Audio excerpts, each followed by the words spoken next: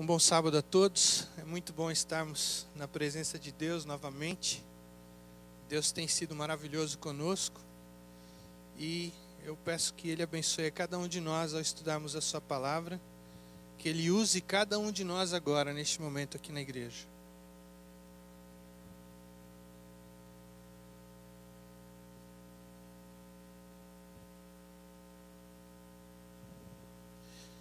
Como aqueles que receberam o boletim devem ter visto, o título do meu sermão de hoje é: Será que eu fugiria? Será que você fugiria? Quantos aqui já fugiram de alguma coisa? Deixa eu ver as mãos. Tem vários corajosos, mas tem alguns que fugiram. Não quer dizer que você não foi corajoso, que você tenha sido covarde. No decorrer da história nós vamos ver. Alguém aqui já fugiu de cachorro, de algum tipo de animal irracional?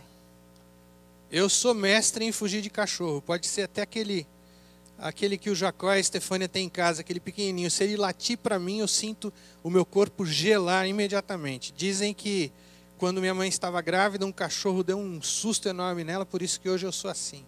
Se é, eu não sei dizer. Agora uma outra pergunta. Quantos aqui já fugiram de um animal racional em um momento irracional? Vocês sabem o que eu estou falando?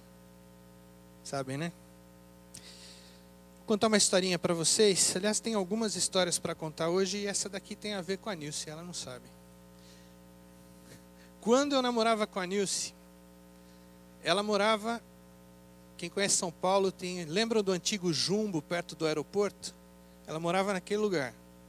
E eu morava, desde criança, meu pai foi para o IAE, ser funcionário do IAE, quando eu tinha, acho que meus 2 anos de idade. E lá por volta de 1973, meu pai comprou uma casa ali do lado de fora. Meu pai deixou de ser funcionário e ele comprou uma casa onde se chamava naquela época Jardim Alvorada. Vocês conhecem a Igreja da Alvorada? Igreja da Alvorada, descendo aquela rua à direita, é lá naquele cantinho. Naquela época o lugar era lindo. Tinha muito verde, muita árvore. Eu e meu irmão brincávamos muito por ali com os amiguinhos da rua. Jogávamos bola na frente da casa da minha tia. De vez em quando a gente quebrava a cerca dela, que o meu tio fez todo de bambu assim. Ela ficava muito brava, mas a gente continuava lá. Mas enfim, era um lugar muito gostoso. Mas com o decorrer do tempo, conforme a Prefeitura de São Paulo começou a desapropriar algumas das favelas que haviam lá no centro de São Paulo, aquela região ali foi um dos lugares que foi tomado, desapropriado pela cidade, e eles construíram ali casas mais simples para que aquelas pessoas pudessem vir para lá. Muita gente boa veio, mas também vieram muitos não tão bons. E era desses que nós tínhamos medo. Para vocês terem uma ideia, meu pai mais para frente um pouco, ele saía de madrugada para trabalhar. Diz ele brincando que dava bom dia até para os postes que estavam pela rua, para ver se estava tudo bem. Mas enfim, foi ali o ambiente que eu fui morar.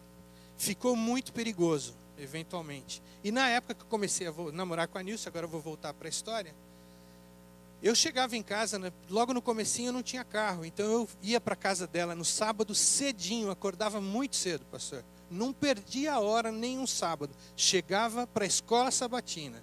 Eu morava no Capão Redondo, pegava um ônibus até o centro de São Paulo, porque ela assistia na igreja central, e é claro que todo bom namorado muda de igreja, ele vai para a igreja onde está a namorada.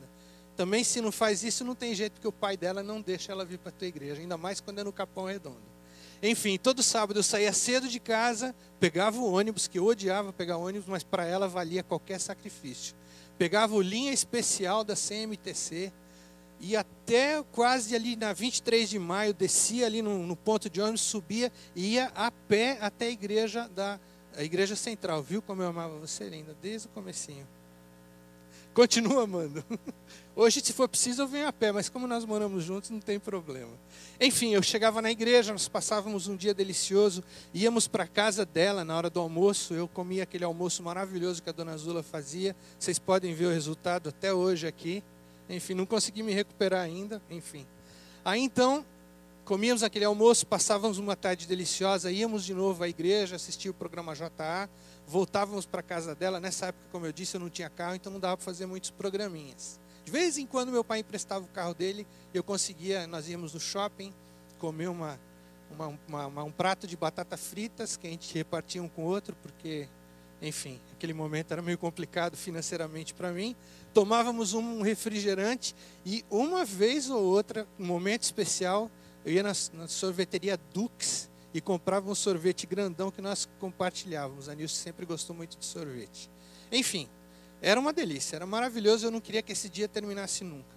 Mas quando dava ali por volta das 8 horas da noite, o telefone na casa dela começava a tocar.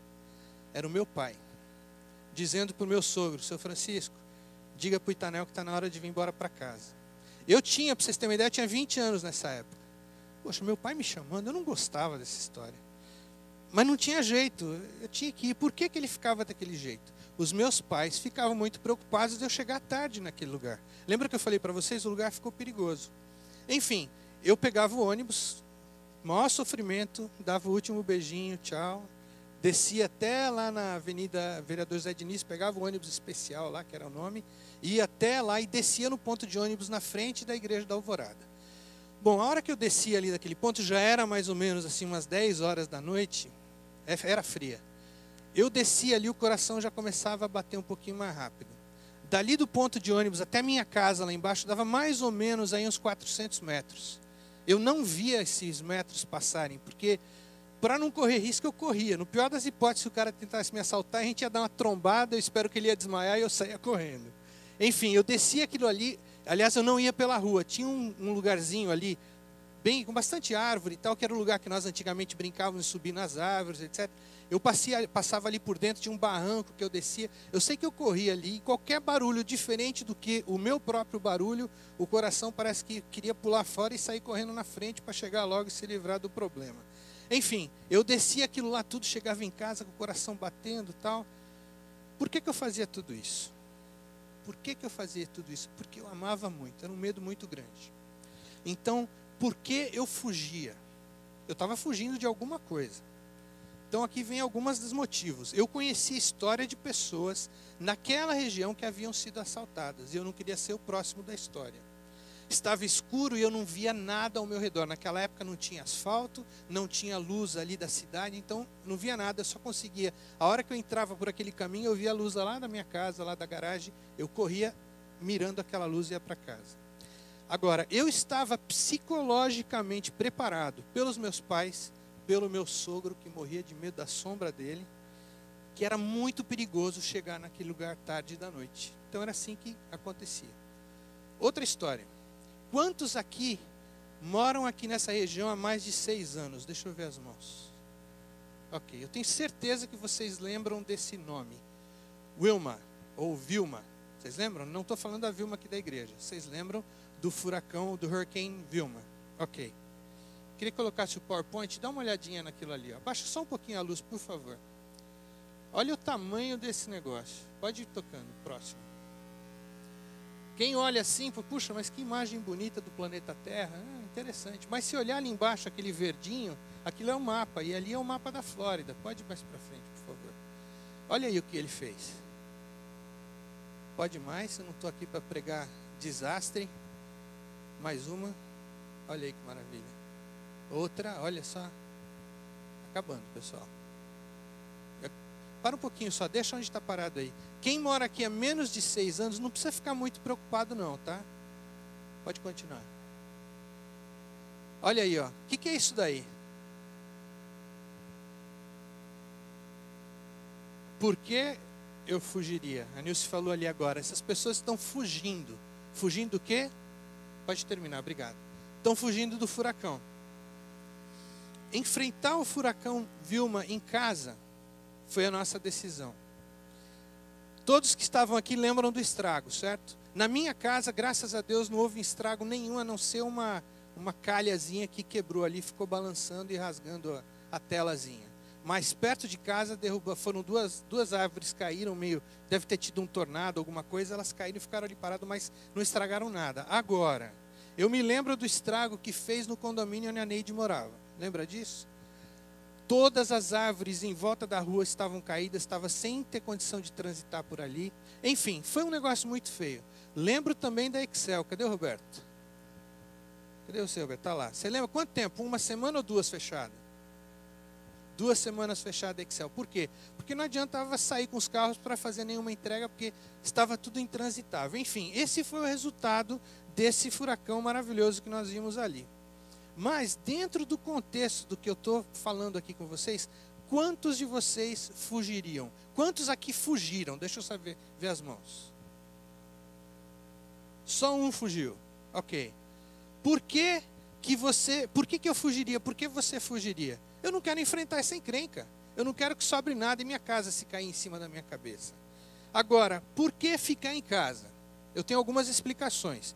Mas o resumo de todas elas seria conveniência, certo? Porque afinal de contas, arrumar o carro, preparar o carro para aquela fuga toda, é encrenca. Vou voltar para isso aqui daqui a pouquinho. Mais 2 histórias, eu faço a conclusão e nós podemos ir embora para casa. Há mais ou menos 2.500 anos atrás, houve um chamado para uma fuga. Aquele povo estava ali já há 400 anos vivendo em uma terra que não era sua e eram escravos já por uma boa parte desse tempo. Muitos sonhavam com o libertador prometido. Outros já haviam esquecido até da história desse libertador, dessa promessa. Ainda outros, devido aos caminhos que seguiam, pessoas com quem se associaram, nem mesmo queriam saber da possibilidade de haver um libertador. Estava muito bom. E nós sabemos disso porque lá no futuro, essas pessoas foram as pessoas que ficaram reclamando porque sentiam falta das coisas do Egito, ficaram reclamando porque sentiam falta das panelas de carne, das cebolas, de tudo que eles tinham ali no Egito. Então eles reclamavam. E muitas vezes nos acostumamos tanto com aquilo que é ruim, que o ruim acaba se tornando bom na nossa visão, na nossa forma de olhar. Mas a mão de Deus sobre aquela nação, aquele império, foi tão forte que ninguém teve escolha de ficar. Todos tiveram que sair dali o mais rápido possível, porque aquele povo não aguentava mais. Os egípcios não aguentavam mais ver as destruições que o Deus dos israelitas estava causando ali naquela terra. Bom, o futuro dessas pessoas nós conhecemos. Eles eram os que provocaram a maioria das revoltas, dos atos de rebeldia que este povo cometeu contra o seu líder e contra o próprio Deus. Por que eles faziam isso? O que os atraía tanto para o Egito, a terra da servidão? O que os fazia querer ficar lá como escravos, preferir isso? Segunda história. Eu vou pedir para você abrir a sua Bíblia em Lucas 19, do verso 42 a 44. Lucas 19, 42 a 44.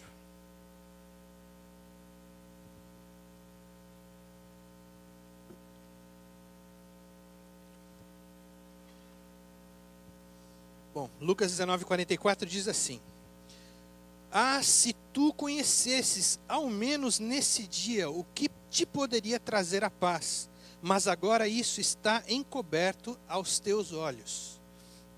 Verso 43 diz: Porque dias virão sobre ti, em que os teus inimigos te cercarão de trincheiras, e te sitiarão, e te apertarão de todos os lados, e te derribarão, a ti e aos teus filhos que dentro de ti estiverem, e não deixarão em ti pedra sobre pedra, porque não conheceste o tempo da tua visitação. Quem disse isso? Jesus. Onde? Em Jerusalém. Quando? No que nós chamamos de entrada triunfal. Foi naquele momento que ele falou isso. Para quem que ele falou isso? Falou isso para os fariseus, que naquele momento estavam pedindo para que ele repreendesse os discípulos, porque os discípulos estavam dizendo o que aparece no verso 38, bendito o rei que vem em nome do Senhor, paz no céu e glória nas alturas. Os fariseus ficaram muito revoltados com essa história e pediram para Jesus mandar que se calassem. Mas ao chegar à cidade, vendo-a sobre ela, ele chorou. Quando Jesus chegou na cidade de Jerusalém, viu aquela cidade, viu toda aquela atividade, ele chorou. Por que ele chorou? Verso 41, que é o texto que acabou de falar, ele mencionou isso. Por que Jesus chorou? Será que foi porque aquela cidade, que tantas vezes ele, através de seus servos, teve de reconstruir? Vocês lembram da história passada? Será que ele chorou porque aquele tempo porque o templo construído por Salomão, com todo o seu esplendor, que representou tanto para aquela nação, foi por isso que ele chorou, porque aquele tempo acabou, foi eventualmente destruído pelos babilônicos, foi reconstruído, e no século I a.C. foi remodelado por Herodes, e agora naquele momento ele era chamado como o Templo de Herodes. Será que foi por isso que Jesus chorou? E agora na sua última versão, aquele templo seria destruído para nunca mais ser reconstruído. Será que foi por isso que ele chorou? Por que Jesus chorou? Será que foi porque ele viu o preço que ele teria de pagar por aquele povo ao qual tantas vezes chamou de volta? Tantos enviados profetas seus foram mortos por causa desse grupo, por esse grupo de rebeldes. Será que é por isso que ele chorou? Ou porque teria de enfrentar o jardim das oliveiras e sentir-se sobrecarregado pelos pecados de toda a humanidade, o meu e o teu? Será que é por isso que Jesus chorou? Ou porque teria de sofrer escárnios e tanta crueldade daquele povo que ele tanto amou e tanto queria salvar? Será que foi por isso que ele chorou? Ou porque teria de levar um madeiro sobre as suas costas e depois ser crucificado? Será que é por isso que Jesus chorou? Ou porque teria de sentir-se abandonado pelo Pai, sentir-se culpado por todos os pecados deste mundo, o meu e o teu? Será que é por isso que ele chorou? Ou será que é porque ele não conseguia enxergar para além do sepulcro? Será que é por isso? Será que foi porque ele viu o que aconteceria 40 anos mais tarde, que tudo aquilo seria destruído por Tito? Ou foi porque ele viu aquele povo que ele tanto amava, que tantas vezes ele tentou ajudar os filhos a juntar, como os filhos, como a galinha junta seus pintinhos? Em Mateus 23, 37, será que é por isso que Jesus chorou? Jesus chorou porque ele viu que seus filhos, aqueles que ele tanto amava, os rejeitaram. Foi por isso que ele chorou. Tanto que ele falou, tanto que ele ensinou, tanto que ele os amou, tanto que ele retribuiu um amor que ele não recebia, aquele povo o rejeitou. Foi por isso que ele chorou. Não quiseram ouvir a voz, não quiseram ouvir as advertências, se recusaram a ser salvos. Por isso que ele chorou. Veja como a senhora White descreve essa situação do povo judeu nesses quase 40 anos de oportunidade, desde o momento em que Jesus morreu e foi ressuscitado e foi para o céu, até o ano 70. Escutem só, tenham paciência. 2 minutinhos eu leio isso aqui para vocês. Durante quase 40 anos, depois que a condenação de Jerusalém fora pronunciada pelo próprio Cristo, retardou o Senhor os seus juízos sobre a cidade e nação. Maravilhosa foi a longanimidade de Deus para com os que lhe rejeitaram o evangelho e assassinaram o filho. A parábola da árvore infrutíva representava o trato de Deus para com a nação judaica. Fora dada a ordem, corte-a, porque ocupa ainda a terra inutilmente. Isso é o Lucas capítulo 13, verso 7. Mas a misericórdia divina poupara ainda um pouco de tempo. Muitos havia ainda entre os judeus que eram ignorantes quanto ao caráter e à obra de Cristo. E os filhos não haviam gozado das oportunidades, nem recebido a luz que seus pais tinham desprezado. Mediante a pregação dos apóstolos e de seus cooperadores, Deus faria com que a luz resplandecesse sobre eles. Ser-lhes-ia permitido ver como a profecia se cumpriria. Eles próprios iam entender, não somente no nascimento e vida de Cristo, mas também em sua morte e ressurreição. Os filhos não foram condenados pelos pecados dos pais. Quando, porém, conhecedores de toda a luz dada a seus pais, os filhos rejeitaram mesmo o que lhes fora concedida a mais. Eles conheceram mais ainda do que os próprios pais. Tornaram-se participantes dos pecados daqueles e encheram a medida de sua iniquidade. Agora preste atenção nesse texto. A longanimidade de Deus para com Jerusalém apenas confirmou os judeus em sua obstinada impenitência. Em seu ódio e crueldade para com os discípulos de Jesus, rejeitaram o último oferecimento de misericórdia. Afastou Deus então deles a proteção. retirando o poder com que restringia a Satanás e seus anjos, de maneira que a nação ficou sob o controle do chefe que haviam escolhido. Seus filhos tinham desdenhado a graça de Cristo, que os teria habilitado a subjugar seus maus impulsos, e agora esses se tornaram os vencedores. Satanás suscitou as mais violentas e vis paixões da alma. Os homens não raciocinavam, achavam-se fora da razão, dirigidos pelo impulso e cega raiva. Tornaram-se satânicos em sua crueldade. Na família e na sociedade, entre as mais altas como entre as mais baixas classes, havia suspeita, inveja, ódio, contenda, rebelião e assassínio. Não havia segurança em parte alguma. Amigos e parentes traíam-se mutuamente, pois matavam aos filhos e filhos aos pais. Os príncipes do povo não tinham poder para governar-se. Desenfreadas paixões faziam-nos tiranos. Os judeus haviam aceitado falso testemunho para condenar o inocente Filho de Deus. Agora, as falsas acusações tornavam insegura a própria vida. Pelas suas ações, durante muito tempo tinham estado a dizer: fazei que deixe de estar o Santo de Israel perante nós. Isso está escrito em Isaías 30:11. Agora seu desejo foi satisfeito. O temor de Deus não mais os perturbaria. Satanás estava à frente da nação e as mais altas autoridades civis e religiosas estavam sob o seu domínio. Ontem eu estava conversando com alguém e comentávamos como a falta de amor reina hoje em dia. Depois, ao olhar esse material, como vi semelhanças entre as duas épocas, entre a época do povo de Israel lá em Jerusalém, na sua destruição, e hoje em dia. Quase 2000 anos mais tarde, e hoje nós vemos o povo de Deus em situação semelhante. Os prazeres de hoje: bebida, drogas, fumo, divertimentos. Aliás, eu quero contar uma coisa para vocês aqui. Há 2 cortes de cabelo atrás, antepenúltima vez que eu fui ao barbeiro, o meu barbeiro, o nome dele ele tem um nome estranho, é Ish. I-S-H, Ish. Enfim, o Ish é um rapaz mais ou menos da minha altura, ele é descendente de porto-riquenhos. Mas é gente boa, corta o cabelo super rápido, diferente do meu sogro, que demorava meia hora, mas o do meu sogro ficava muito melhor do que o dele. Mas enfim, mas eu vou sempre lá, porque é rapidinho, eu não gosto de ficar sentado na cadeira, mas ele quebra um galho. Enfim, ele é muito amigo de um lutador de MFC brasileiro. Eu não sei o nome do camarada, ele me falou, não lembro. Mas esse rapaz foi cortar o cabelo com ele e trouxe para ele um DVD que mostrava a última luta que ele tinha lutado. Se eu não estou enganado, foi na Inglaterra. De qualquer forma, foi com um inglês.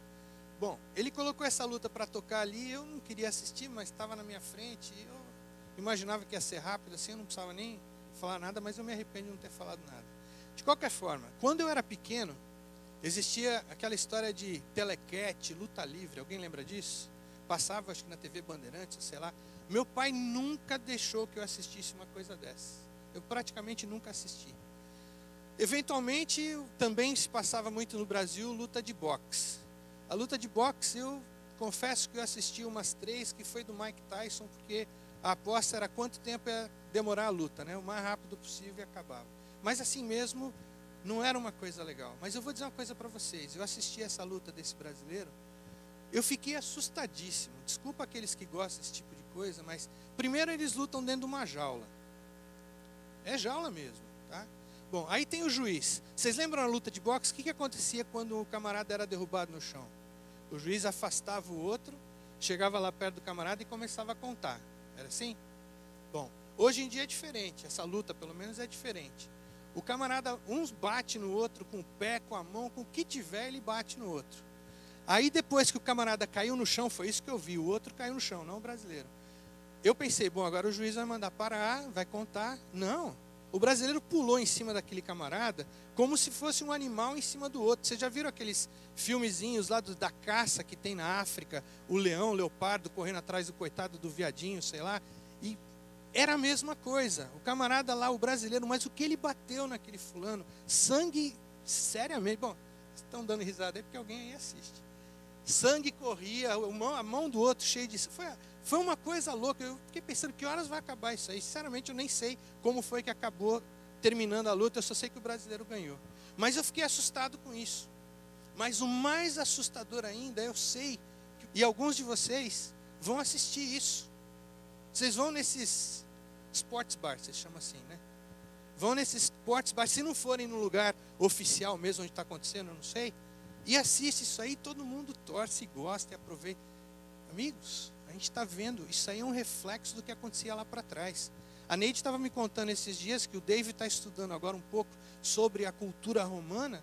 Ele estava dizendo a loucura que era aquele lugar. Aquilo era um zoológico, porque as coisas animalescas que são feitas ali é a mesma coisa que a gente está fazendo hoje. Igualzinho, vocês já pararam para pensar nisso? Ninguém morre. Olha, me perdoe, mas se morte é simplesmente quando o camarada para de respirar, vocês estão um pouco enganados. Porque a gente morre a cada instante. Eu me lembro de uma história antigamente de alguém que teve um acidente, alguém bateu com o carro atrás dessa pessoa, a pessoa tomou aquele choque, tudo bem, ficou bem. Uns dias depois, a coluna vertebral aqui totalmente quebrou, porque tinha trincado. Outros dizem que vai, o Olinto uma vez estava me falando isso, que vai trincando pequenas trincazinhas aquilo ali. No futuro, você pode sofrer muito por aquilo ali. Eu nem sei até onde pode chegar. Qualquer coisa que você faz contra o teu irmão, contra uma outra pessoa, você está matando aquela pessoa. Veja os 10 mandamentos. A palavra não matarás não significa só você matar aquela pessoa. Aliás, eu assisti um sermão muito bom sobre isso na 3ABN, aqueles dos 10 mandamentos, vocês podem ver. E aquele rapaz lá, o David Ashcroft, eu acho que você falou para mim. É uma loucura o que significa não matar. Mas é isso que nós vivemos hoje. Nós vemos o povo de Deus envolvido em política. Nós vemos o povo de Deus pregando um mundo de paz. Nós vemos o povo de Deus, entre aspas, desculpa. Só um minutinho.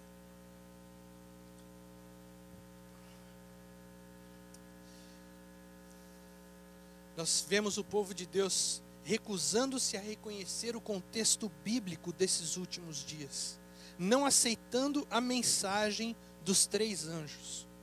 Deus está nos chamando para acordarmos. Está nos chamando a compreendermos o tempo que estamos vivendo e viver esse tempo de forma eficiente e com propósito. Mas o povo de Israel recusou-se a fazer isso lá para trás.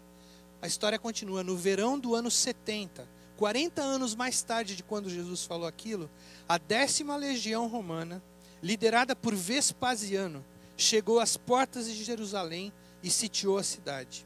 Em seguida, Vespasiano foi chamado para Roma. Ele seria o novo imperador. E ele deixou ali no lugar o seu filho Tito. E Tito assumiu a direção da investida contra Jerusalém. Por causa da vinda de refugiados de outras cidades judaicas destruídas pelos romanos, além dos próprios habitantes da Judeia que fugiram das legiões romanas, a população de Jerusalém havia, no mínimo, triplicado naqueles dias. A reputação de Jerusalém como cidade inexpugnável, e aqui tem um parênteses, ela era uma das maiores cidades do mundo antigo, fazia dela um desafio aos já enfraquecidos soldados romanos, porque eles estavam vindo de outras batalhas. Mas, como era considerado o centro da autoridade política e espiritual da revolta judaica, a cidade estava também destinada a, escuta isso, ilustrar de forma exemplar o castigo aplicado por Roma aos seus inimigos. Então Jerusalém seria um exemplo para o resto do mundo para não resistirem a Roma. Apesar de toda a fúria romana, todo o plano de destruição dos judeus, a senhora White cita, nenhum cristão pereceu na destruição de Jerusalém. Ninguém. Aqueles que creram nas palavras de Cristo e aguardaram pelo sinal prometido foram salvos. Como salvos? Se Tito estava ali na frente. Lucas 21, 20 a 21, eu queria que vocês lessem comigo. Lucas 21, de 20 a 21.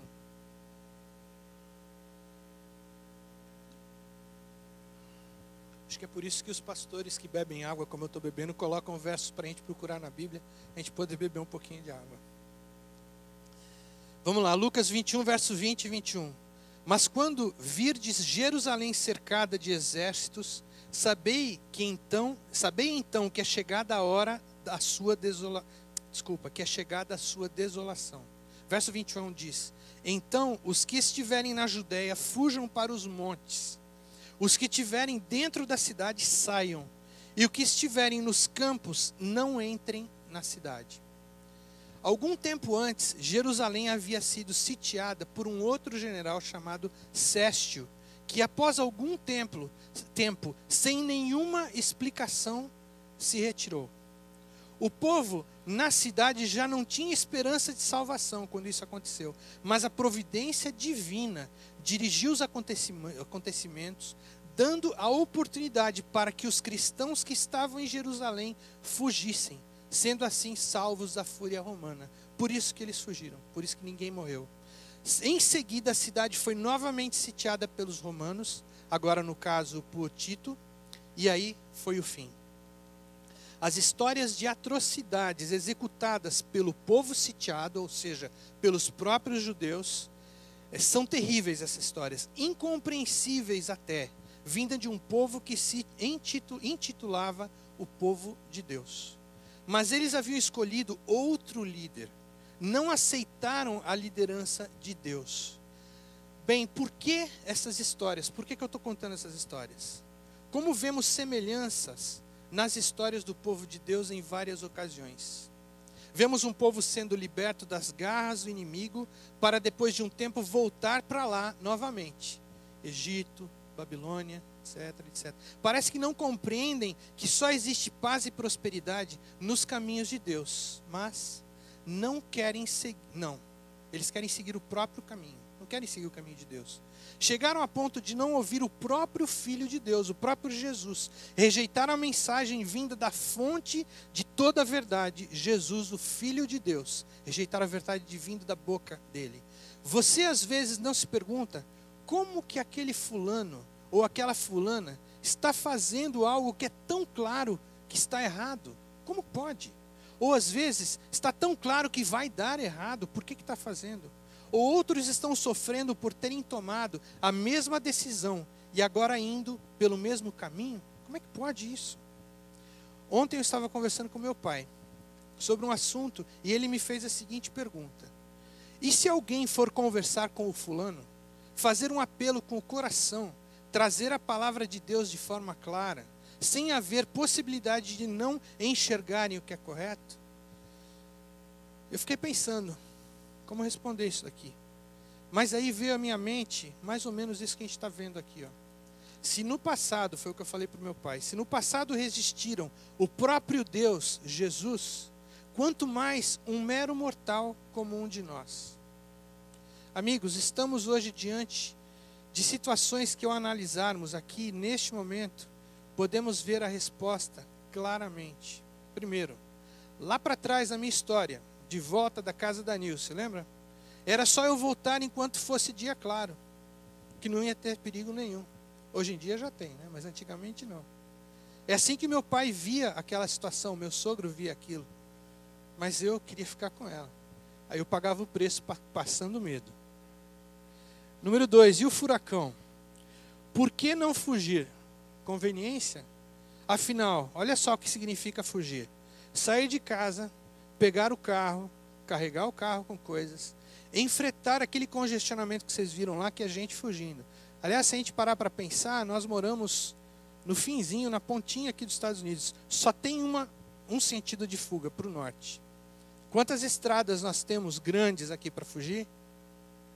2. Tem aí a 27, mas é outra encrenca também. Mesmo que eles peguem essas estradas e coloquem só as duas pistas, os dois lados, as duas vias, só no sentido norte, não é o suficiente para nós fugir. Então, enfrentar esse congestionamento, gastar dinheiro com gasolina, que ela acaba subindo e ficando muito cara, gastar dinheiro com hotel, e aliás, ir para onde?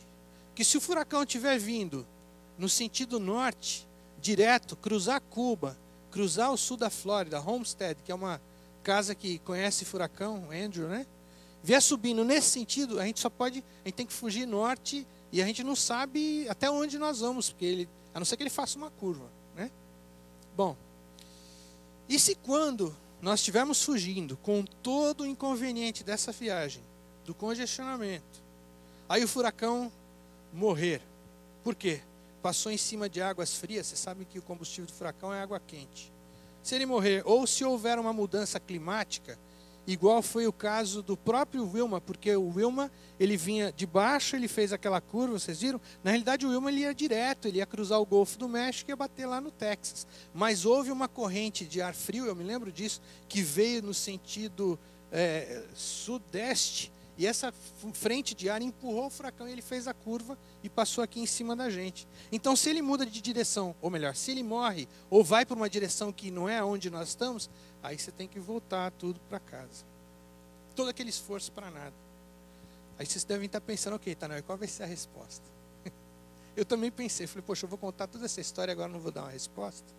Bom, vocês sabem que tecnicamente eu não tenho como dar uma resposta. A não ser essa daqui que não é técnica, mas é a melhor de todas. A resposta vem de Deus. Só Ele pode nos dizer o que fazer. Não haja por conveniência, mas por direção divina. Essa é a resposta. Sempre. E lá no Egito? A história ali foi um pouco diferente. Afinal, todos tiveram que sair. Todos foram expulsos. Não tinha como ficar. Mas esses que saíram sem vontade formam aqueles que causaram tanta dor de cabeça para Moisés. Muitos deles morreram no pé do Monte Sinai. Outros uniram-se aos 10 espias e morreram pelo deserto, pelos 40 anos que ficaram divagando. Bom, a história aqui mostra a pedra no sapato que eles foram para Moisés durante 40 anos, a ponto de fazer Moisés cometer aquele erro que não deixou entrar em Jerusalém. Apesar que o que ele ganhou depois foi muito melhor. Bom, Jerusalém, a última parte que eu vou responder aqui. E é aqui que nós vamos parar. Hoje nós estamos às portas do ataque final do inimigo. Assim como naquela época, como eu li antes que a senhora White disse, Jerusalém foi totalmente entregue para Satanás e Satanás agiu do jeito que ele quisesse. E se vocês quiserem ouvir uma história ou ler uma história muito sangrenta, vocês procurem saber o que aconteceu naquela época, tá? Hoje, o mesmo Satanás que estava lá, está aqui, tentando fazer a mesma coisa, evitar que nós sigamos a Deus. O plano dele é destruir a todos. Ele não quer ninguém sendo salvo. Ele usará todas as armas possíveis e imagináveis para nos destruir. Hoje de manhã eu estava ouvindo um finalzinho de um sermão, onde o pastor mencionou que Satanás não quer destruir a todos. Eu às vezes ficava pensando, Satanás quer destruir todo mundo. Mas ele não quer destruir todos. Por quê? Porque ele tem os campeões dele. E qual é a função desses campeões dele aqui na terra? Ninguém quer arriscar? Atacar a nós, ser a pedra de tropeço para cada um de nós. Os seus campeões estão aqui para destruir você. Eles estão aqui para destruir a mim. Estão aqui para apresentar para a gente uma vida que parece ser uma vida bonita. Uma vida de um lutador que ganha muito dinheiro. Uma vida de um cantor. É isso que os aliados de Satanás estão fazendo aqui nessa terra. Por isso, ele não quer destruir todos, mas ele quer que eventualmente todos sejam destruídos com ele, porque esse vai ser o seu final. Agora, atenção, pois as armas que ele usa nem sempre se parecem com armas. Os enganos do inimigo são muitos e de vários tamanhos. Alguns são muito claros quanto à sua malignidade. Outros são tão sutis que parecem com coisas de Jesus. Você já ouviu esse termo? Não. Aquela pessoa é de Jesus. Desculpe, amigos, mas como que já foi falado isso aqui, eu vou repetir. Um jogador de futebol pode falar, Senhor, me ajuda a fazer um gol, fazer aquele outro time ficar destroçado, perder o campeonato, eu vou ficar feliz, ele vai ficar triste. Como é que pode uma pessoa dizer que Jesus a está ajudando a causar tristeza para outra pessoa? Essa é a pergunta que vai ficar no ar aí para vocês. Fomos avisados, Jesus e seus discípulos, e aqui eu incluo todos os enviados de Deus na nossa vida, todos nos têm trazido advertências. Temos a Bíblia, temos a luz menor, o espírito de profecia, tanto material, tantas mensagens, e ainda continuamos vivendo a nossa vida como se tivéssemos como se não estivéssemos no fim do mundo ou às portas deste. Corremos para lá e para cá, preocupados com nossas coisas. Lembram-se da frase, casavam-se e davam-se em casamento? Será que compreendemos os tempos que estamos vivendo? Será que reconhecemos que muitas de nossas prioridades não levam a nada? Compreendemos que o fim pode ser daqui a pouco, se algo de ruim acontecer para mim quando eu estiver indo para minha casa? Considerando as histórias que eu acabei de ler, acabei de contar, ler também que eu estou lendo, considerando os enganos do inimigo, a forma que ele nos ilude, eu cheguei às seguintes perguntas, conclusões. Será que eu teria saído do Egito com a alegria de um escravo sendo libertado? Será que eu fugiria? Será que eu teria aceito a mensagem de Jesus ou a dos discípulos naquele primeiro século? E quando da primeira invasão, a de Céstio, ao ele bater em retirada inexplicável, obviamente Deus fez isso por eles, eu teria aproveitado para fugir da cidade, escapando assim da invasão mortal de Vespasiano e depois Ciro, seu filho? Ou iria me preocupar mais em não sair da minha zona de conforto? Será que eu fugiria? Será que eu vou fugir da minha zona de conforto hoje? As coisas que eu faço, os pequenos prazeres, é verdade que o mundo está tão complicado que já não tem muito prazer para a gente aproveitar. Será que eu abandonaria a minha vida? Para quem me conhece, os 3 computadores que eu tenho na minha frente o dia todo que eu gosto, e gosto muito de trabalhar com eles. É verdade que eu não tenho um Apple ainda. A torcida fica chamando e profetizando que eu vou chegar lá, mas eu não sei. Será que eu me afastaria dessas coisas que tanto prazer nos traz? Aliás, uma outra pergunta muito estranha. Será que eu me afastaria disso aqui tudo, desse prédio, desse grupo todo, para seguir a Jesus? Será que você se afastaria daquilo que você tem um tesouro no coração, algo tão especial para você que parece ser tão bom? Será que eu me afastaria para algo que é muito melhor? Será que eu deixaria o que é bom por aquilo que é ótimo? Busquem a Jesus enquanto há tempo. Conheçam o nosso Salvador, a ponto de permitir que Ele, através do seu Espírito Santo, transforme a tua vida. E que a tua vontade seja a vontade dEle. Olha, tem muita gente que vem falar para mim que eu preciso me tornar vegan, que daí esse corpo vai ser diferente. Eu não vou aqui pregar sobre saúde nem nada, mas eu vou dizer uma coisa para vocês. É muito difícil, estava falando com a Nilce essa semana, abandonar uma série de coisas que eu gosto. Mesmo que eu não coma todos os dias, mas alguém chega para a gente e fala, olha, não é bom comer queijo. Olha, me perdoe, mas eu gosto tanto. Um queijo parmesão, um queijo provolone, uma pizza. Não vou pregar contra isso aqui, eu já falei. Mas eu estou mostrando para vocês as prioridades que nós temos. Se eu precisar abandonar essas coisas que eu gosto tanto, eu só falei em comida aqui, enfim. Uma coisa Deus nunca me pediu para abandonar a Nilce, que é a coisa que eu mais gosto nesse mundo, e o meu filho Daniel. E vocês. Mas, se for necessário, será que eu deixaria algo que vai me levar para o inferno? Me perdoe, mas vai fazer eu morrer dentro da cidade. Será que eu deixaria isso para seguir a Jesus? Agora tem uma outra pergunta. Uma coisa sutil que Satanás faz com a gente. Ainda não é a hora, Itanel. Muita gente fala, não, na hora certa eu vou voltar para Jesus, vou abandonar todas essas coisas que eu faço de errado e vou buscar Jesus. Se você está pensando desse jeito, eu garanto para você, essa hora nunca vai chegar na tua vida. Porque Jesus está te chamando hoje. Como eu falei agora há pouquinho para vocês, e se acontecer um acidente comigo quando eu estiver saindo? A volta de Jesus, as atividades apocalípticas, não escatológicas, eu não sei se dá para diferenciar uma coisa da outra, mas eu entendo com apocalíptico aquilo que é o final. Escatológicos são os eventos. Se eu estiver errado, pastor, depois você faz o sermão e corrige tudo que o Itanel falou aqui nesse sentido. Mas eu quis usar essa palavra para dizer o seguinte: apocalíptico, dentro do contexto que eu estou falando agora, é assim, é o final para mim.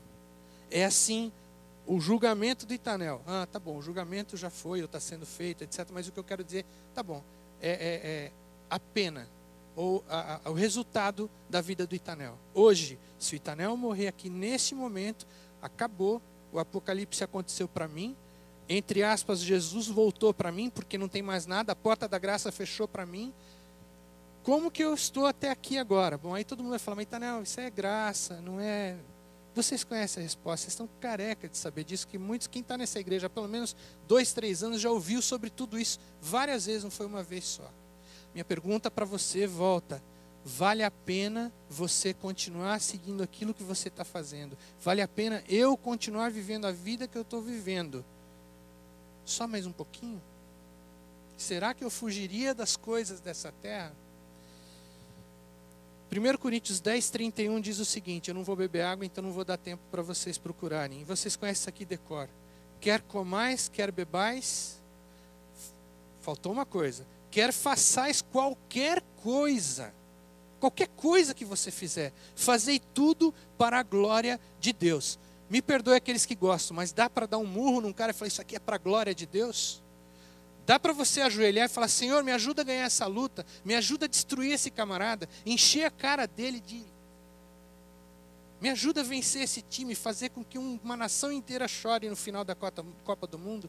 Ah, vocês me perdoem, mas Jesus não faz isso, não é assim que ele trabalha. Eu vou terminar porque eu já estou falando demais. Meu desejo é que Deus abençoe cada um de vocês. Que Deus faça com que você... Pare para pensar um pouquinho. Reflita na tua vida. Deixe que o Espírito Santo dirija o teu pensamento. Não tente colocar o seu pensamento no caminho. Alguma vez você já ajoelhou para orar? Eu fiz hoje lá atrás antes de vir para cá.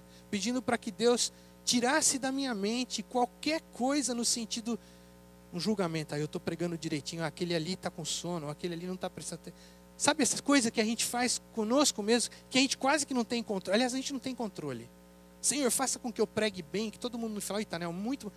Isso não pode. É isso que eu peço para Deus tirar de mim. Isso eu estou usando um exemplo, mas isso aí é na nossa vida toda, em tudo que a gente faz. Será que você vai, na hora dessa oração, falar, Senhor, tira de mim essas coisas ruins, menos a luta de... Como é que é o nome? MFC? UFC. Tira, menos isso aí. Não. Você tem que falar tudo. Senhor, Satanás está aqui no meu ouvido falando, olha, Itanel, ore, peça para ele tirar tudo menos isso. Porque para ele basta uma coisa só. Lembra aquela história lá de um copo de água pura, perfeita, com uma gotinha de arsênico, alguém vai beber, ninguém vai beber, ou uma gotinha de água tirada do esgoto, ninguém vai beber. É a mesma coisa, Senhor, tira de mim tudo que não presta. Muda o meu coração, transforme a minha vontade, que a minha vontade seja a tua, porque assim as orações, os pedidos que eu faço para ti, o Senhor vai atender, porque os meus pedidos são os teus, está tudo resolvido. Aí nós não vamos ser frustrados mais. Que tem um monte de gente falando, Deus não me escuta, Deus não... Claro, você está pedindo para Ele te dar uma coisa que vai causar a tua destruição. Você vai perder a salvação se Ele te der aquilo. Por que Deus vai te dar alguma coisa que vai contribuir com a tua perdição? Deus não é incoerente. Ele quer todo mundo salvo. Então na hora que você orar, você tem que pedir para Ele, Senhor, tira de mim a minha vontade, até essa que eu estou tendo agora, porque essa oração que eu estou fazendo é porque o pastor falou lá para eu fazer, e eu não estou com vontade de fazer, mas eu tenho que fazer para cumprir com a minha obrigação. Mas olha, escuta só um pedacinho dela, esquece as outras coisas. Irmãos, vamos acordar, porque amanhã pode ser que eu não esteja mais aqui. Hoje, agora, é a hora de eu pedir, eu entregar a minha vida para Deus. Meu convite para vocês aí, sinceramente, peçam para que Deus transforme de dentro para fora. Não importa o que o teu amigo, teu vizinho, tua esposa, não importa o que vão dizer.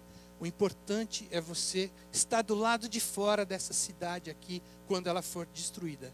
E Deus vai renovar essa terra, e aqueles que resolveram ficar dentro, vão embora. Que Deus abençoe todos vocês. Eu oro para que todos vocês tomem essa decisão, porque logo, logo nós vamos para o céu. Logo, logo nós vamos nos encontrar lá. E eu quero ver Jesus pregar, e não o Itanel que comete um monte de erro, que lê muito e faz eu dormir. Que Deus abençoe vocês. Vamos levantar para oração?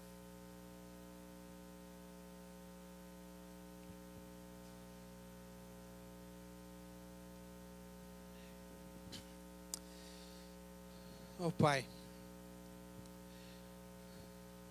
nós não temos vontade, Senhor, de pedir que o Senhor transforme tudo. Porque tem muita coisa que nós gostamos ainda aqui nessa terra. Mesmo depois de passarmos por dificuldades, tantas coisas que se nós pararmos para analisar, vamos ver que é o Senhor trabalhando para tentar tirar aquela pedrinha que está incomodando, aquela coisa diminutiva que está incomodando o teu relacionamento conosco. Talvez aquilo que nós comemos que nos faz mal. Talvez aquilo que nós vemos na televisão que causa esse bloqueio do nosso relacionamento contigo. Pai, venha transformar as nossas vidas. Venha nos dar vontade de pedir para sermos transformados. Venha ajudar-nos a nos entregarmos a Ti por completo, sem nenhuma reserva. Eu peço isso em nome e por amor de Jesus, sobre todos nós aqui e todos os teus filhos através desse planeta. E volte logo e nos leve para o céu. Em nome de Jesus eu peço e agradeço. Amém, Senhor.